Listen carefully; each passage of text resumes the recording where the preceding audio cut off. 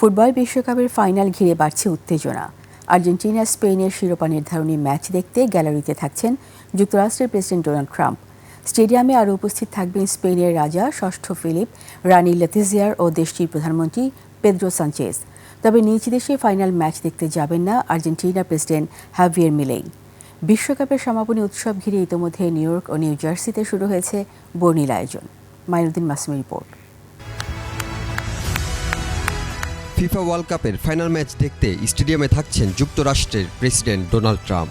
Argentina ও স্পেনের মধ্যকার final উপলক্ষে নিউ ইয়র্ক, নিউ জার্সি স্টেডিয়ামে যাবেন তিনি। বিষয়টি নিশ্চিত করেছেন হোয়াইট হাউসের press secretary Karoline Leavitt. Football বিশ্বকাপের ফাইনাল দেখার জন্য আমরা মুখিয়ে আছি। প্রেসিডেন্টও সেখানে উপস্থিত থাকার জন্য অপেক্ষায় আছেন। তার উপস্থিতির মাধ্যমে যুক্তরাষ্ট্রের ইতিহাসে সবচেয়ে দর্শকপ্রিয়, নিরাপদ ও সফল বিশ্বকাপের সমাপ্তি ঘটবে। ফাইনালের আগে নিউ ইয়র্কের ট্রাম্প টাওয়ারে ফিফার সংবর্ধনা অনুষ্ঠানেও যোগ দেবেন ট্রাম্প।